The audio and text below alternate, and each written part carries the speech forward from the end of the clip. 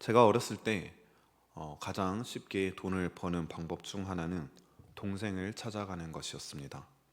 아직 말도 제대로 하지 못하던 그 어린 동생에게 누군가가 500원짜리라도 하나 쥐어주면 동생을 막 달래어 봅니다.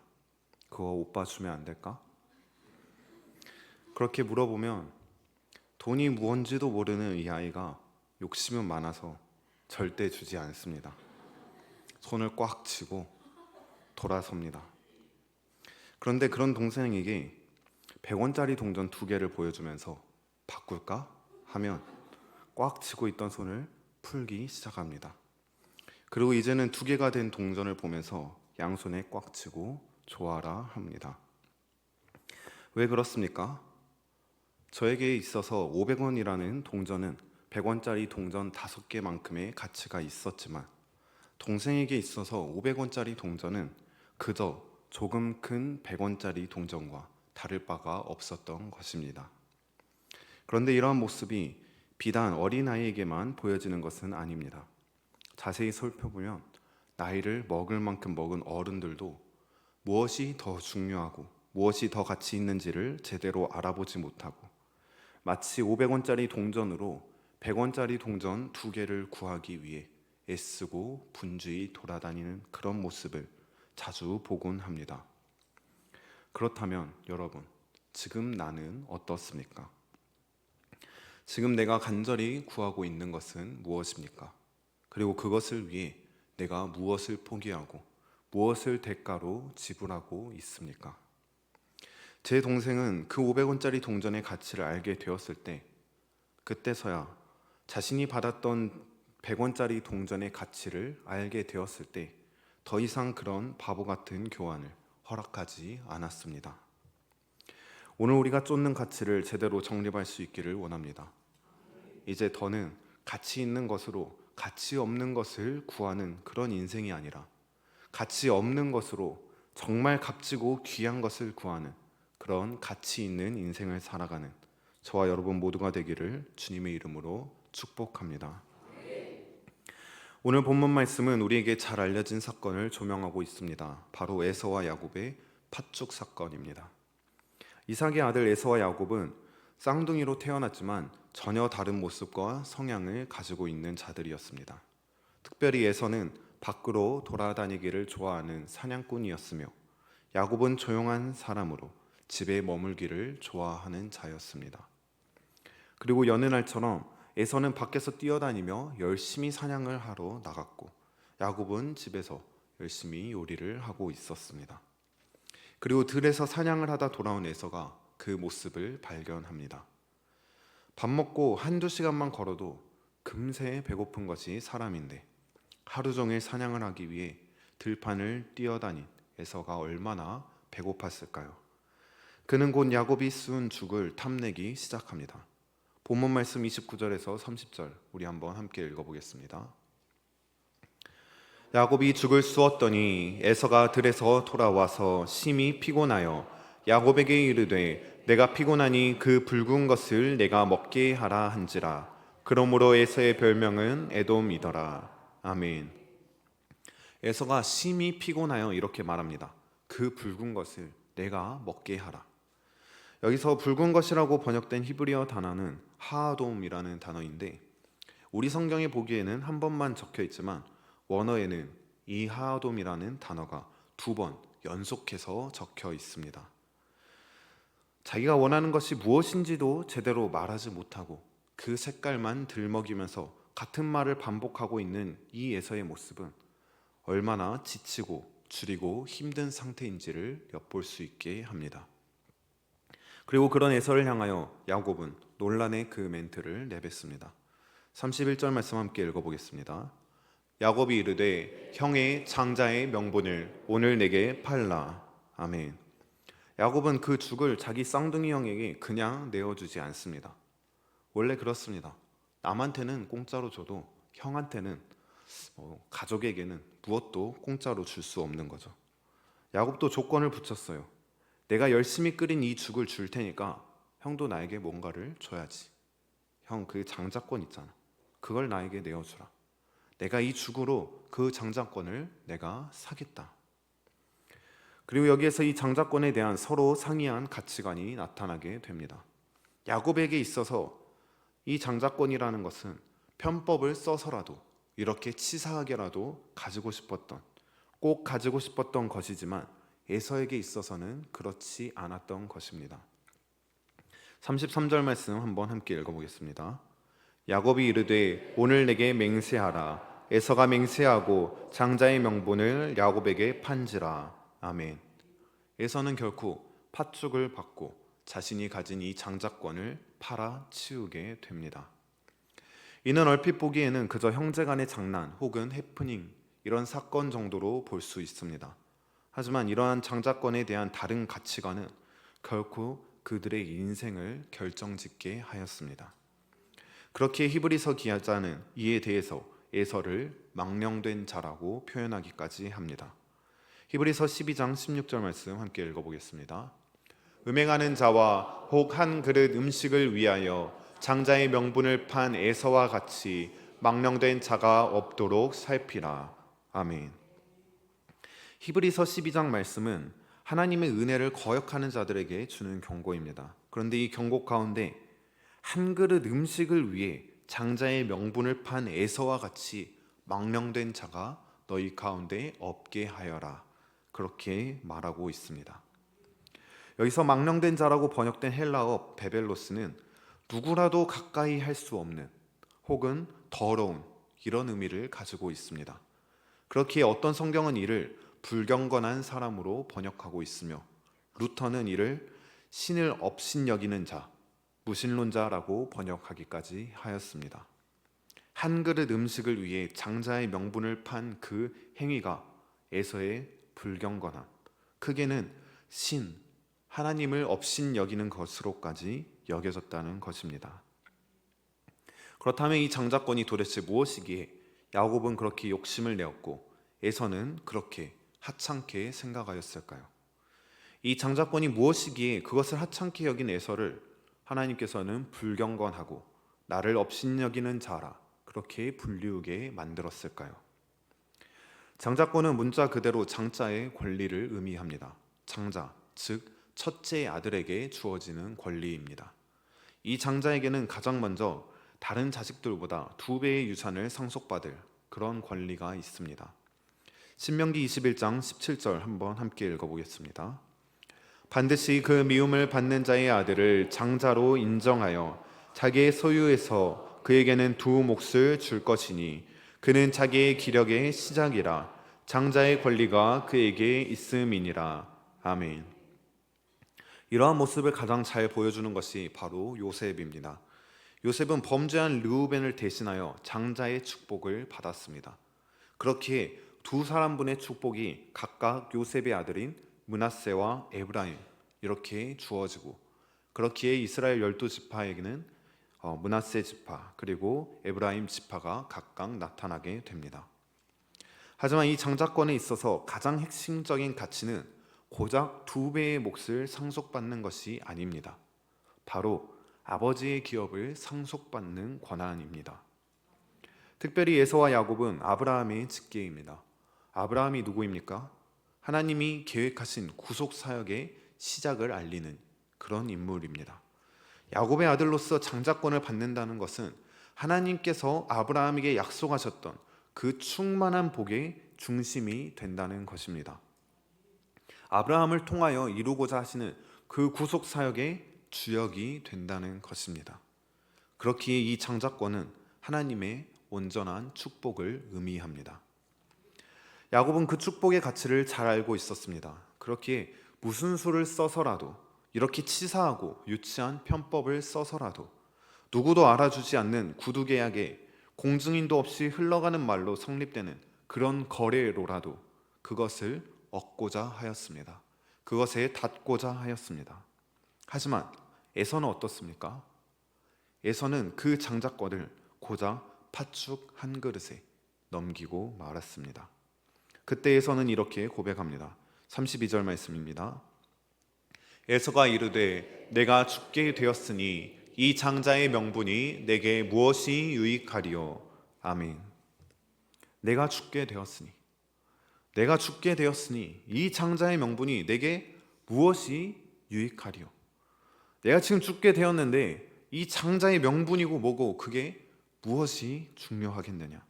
나에게 있어서 가장 중요한 것은 지금 나를 살려줄 수 있는 그 죽 한 그릇이다. 언제 나에게 올지 모르는 그 장자의 축복이 아니라 내 앞에 놓인 그 냄새가 좋은 죽 한 그릇이다. 그렇게 고백하는 것입니다. 여러분이 보시기에 이 예서의 모습은 어떻습니까? 너무나도 어리석지 않습니까? 마치 500원짜리 동전을 주고 100원짜리 동전 2개를 달라고 하는 것처럼 서로 비교할 수도 없는 그 가치를 교환하고 있는 그 모습이 어떻게 보이십니까? 그런데 여러분, 지금 우리의 모습은 어떻습니까? 우리가 진정으로 에서를 향하여 어리석다, 그렇게 비난할 수 있는 그런 권리가 있겠습니까? 우리에게도 장자권이 주어졌습니다. 아브라함으로부터 이어져 왔던 그 권리가 우리에게도 주어졌다는 것입니다. 갈라디아서 3장 29절 한번 함께 읽어보겠습니다.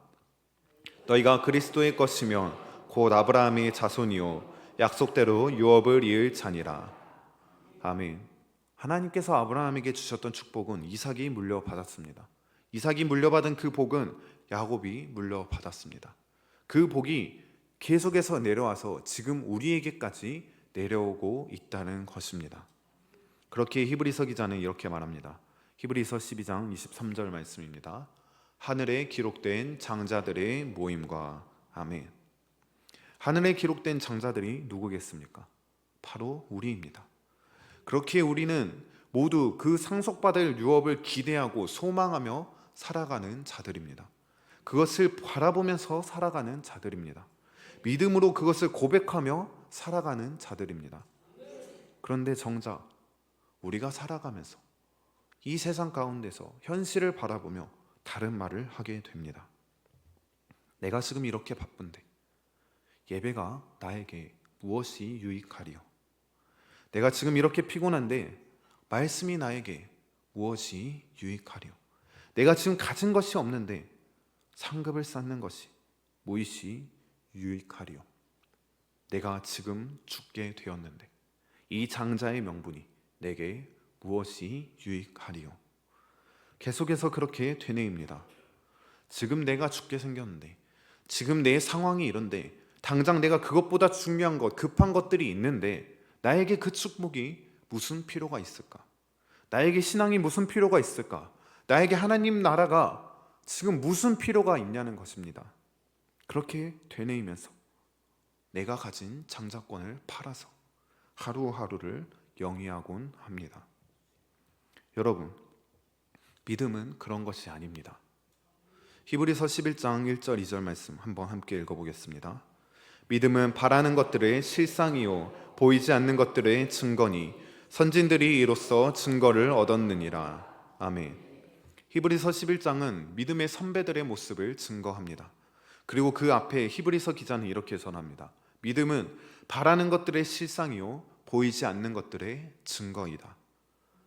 믿음은 확신을 가진다는 것입니다. 보이지 않는 것들, 아직 일어나지 않은 것들, 하지만 그 사실이 반드시 일어날 것이라고 확신하고 그 확신 속에서 살아간다는 것입니다. 믿음의 선조들은 아직 일어나지 않은 그 일들이 반드시 일어날 것이라는 그 믿음으로 살아갔습니다. 그렇기에 그들의 삶은 공통점이 있습니다. 이 땅에 소망을 두지 않았다는 것입니다. 이 땅에서의 성공을 가치로 두지 않았다는 것입니다. 설령 이 땅에서 죽더라도 다가올 더 가치 있는 것을 바라보며 웃으며 기쁘게 그 죽음을 맞이하였다는 것입니다. 여러분, 일확천금을 노리고 복권을 하는 것은 매우 어리석은 일입니다. 로또 1등 당첨 확률이 번개를 맞을 확률보다 30배는 더 낮다고 합니다. 그러니까 번개를 안 맞아본 사람들은 로또를 사면 어차피 안 된다는 것입니다. 그런데 드라마처럼 내가 과거로 돌아갔다면, 로또 번호를 알고 있다면, 그것을 외우고 돌아갔다면 어떻습니까? 그걸 안 사면 어리석은 일이 됩니다. 알고 있지 않습니까? 무조건 당첨될 것을 확신하고 있지 않습니까? 그렇다면 지금 나의 전 재산이 10,000원짜리 한 장뿐이더라도 이 돈으로 복권을 사면 당첨되기 전까지 일주일 동안 아무것도 먹지 못하고 쫄쫄 굶을 그런 상황이더라도, 내가 설령 굶어 죽는 한이 있더라도 그 돈을 가지고 가서 복권을 사지 않겠습니까? 성도의 삶은 그런 것입니다. 하나님께서 약속하신 그 유업을 기대하며 그것을 확신하며 살아갑니다. 왜 그렇습니까? 신실하신 하나님께서 약속하신 것이기 때문입니다. 이번 주에 이성진 교수님이 오셔서 설교하시면서 신실하신 하나님에 대해서 설명하셨습니다. 신실하신 하나님은 약속하신 것을 약속하신 내용 그대로 이루시는 분이시다. 약속하신 내용이 그대로 우리 삶에 적용되도록, 그대로 이루어지도록 그렇게 하시는 분이시다.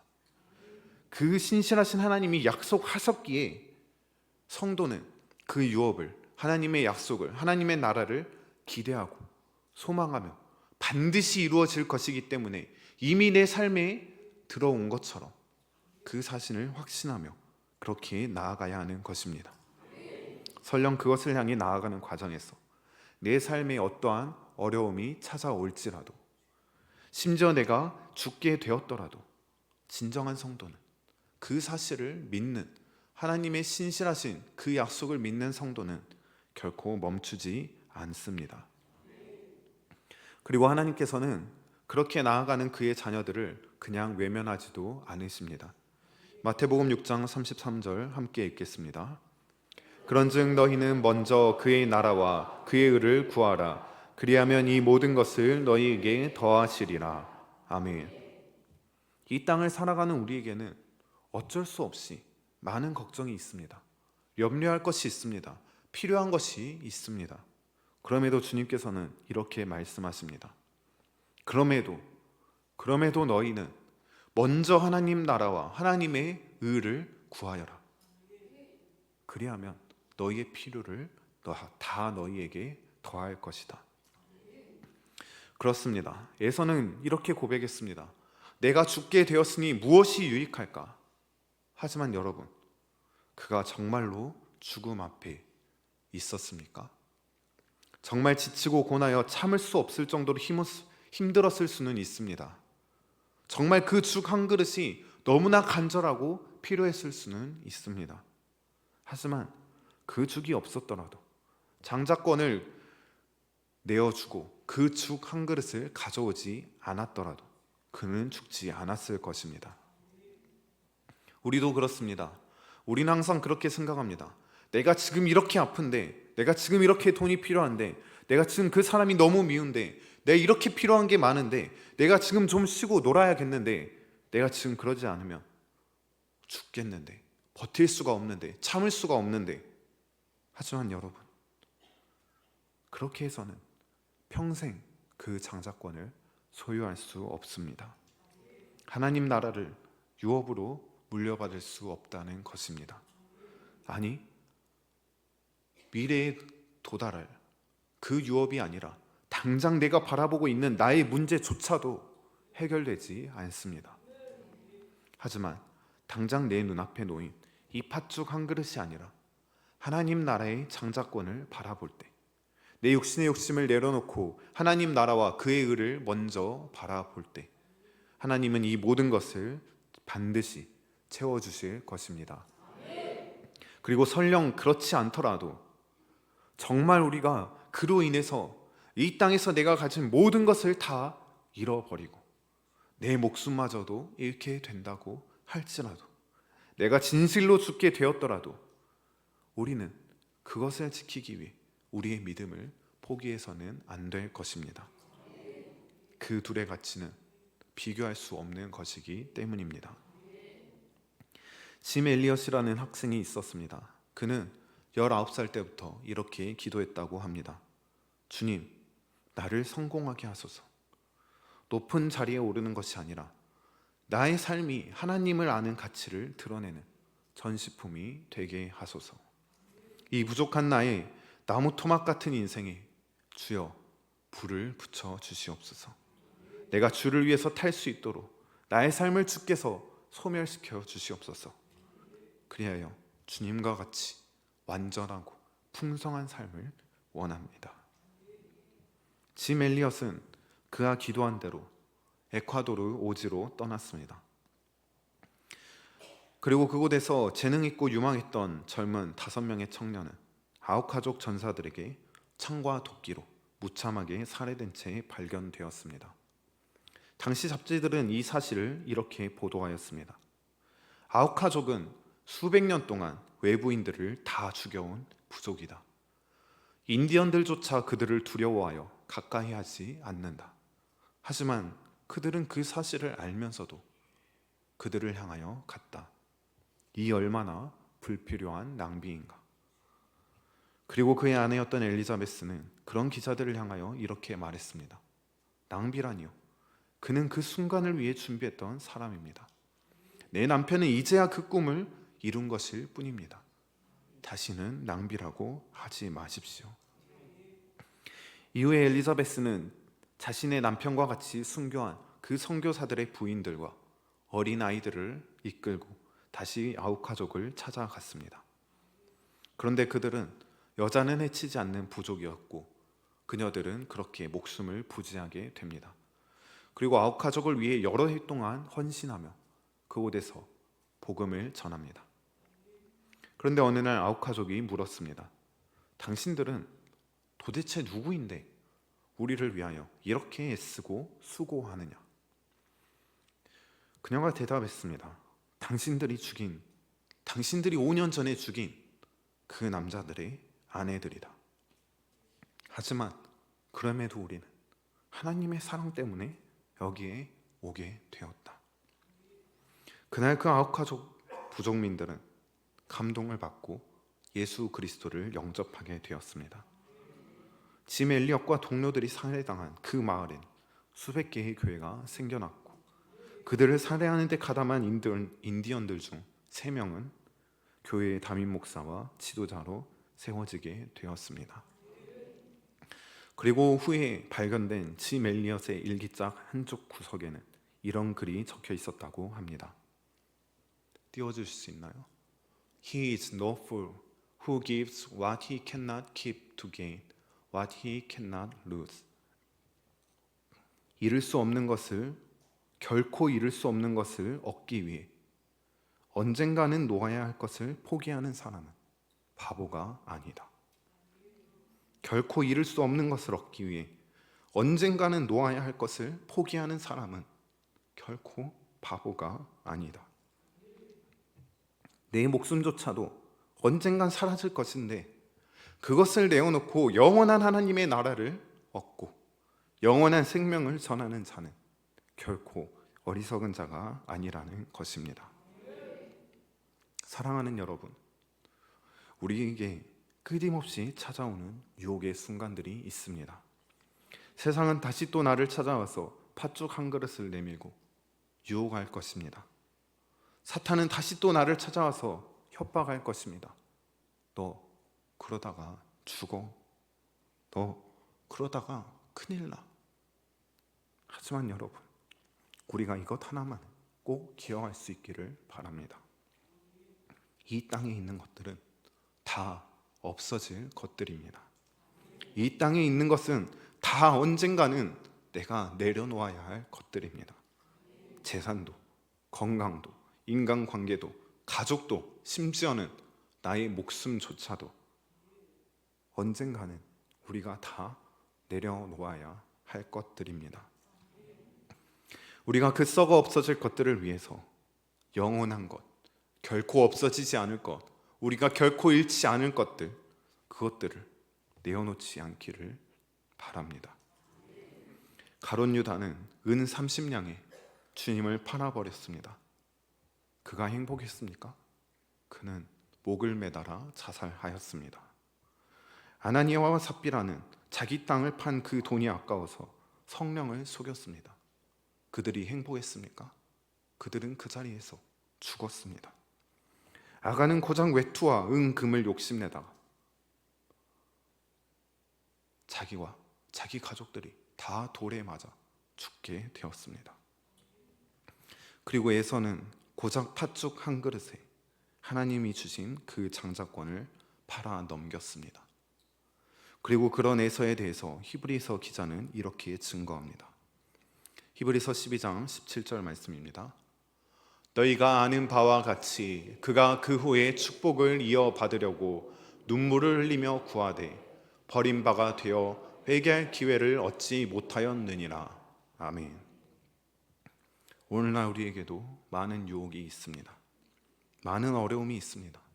하지만 그것에 넘어가게 된다면 우리는 반드시 눈물을 흘리며 후회하게 될 것입니다. 다시 회개할 기회조차도 얻지 못할 수도 있습니다. 돌아보지 마시길 바랍니다. 둘러보지 마시기를 바랍니다. 오직 하나님이 약속하신 그 약속만 바라보고 나아가십시오. 빌립보서 3장 14절 말씀입니다. 표대를 향하여 그리스도 예수 안에서 하나님이 위에서 부르신 부름의 상을 위하여 달려가노라. 아멘. 바울은 절대 돌아보지 않았습니다. 어떠한 고난 가운데서도, 어떠한 유혹 가운데서도 오직 앞만 보고 하나님이 약속하신 그 표대만 바라보며 정확히 앞으로만 나아갔습니다. 바울은 이렇게 고백합니다. 20절 말씀 이어서 읽겠습니다. 그러나 우리의 시민권은 하늘에 있는지라 거기로부터 구원하는 자 곧 주 예수 그리스도를 기다리노니. 아멘. 오늘 우리가 그 표대를 향하여 확고하게 나아갈 수 있기를 주님의 이름으로 축복합니다. 우리의 시민권은 이 땅에 있지 않습니다. 하늘에 있습니다. 거기에서 주 예수 그리스도께서 우리를 기다리고 계십니다. 고작 팥죽 한 그릇에, 고작 이 땅의 것에 만족하며 멈춰서지 않고 끝까지 승리하며 나아가 주님이 약속하신 그 모든 축복을 온전히 누리는 하늘의 장자들 되어 하늘에서 모이는 저와 여러분 모두가 되기를 이 시간 주님의 이름으로 축복합니다.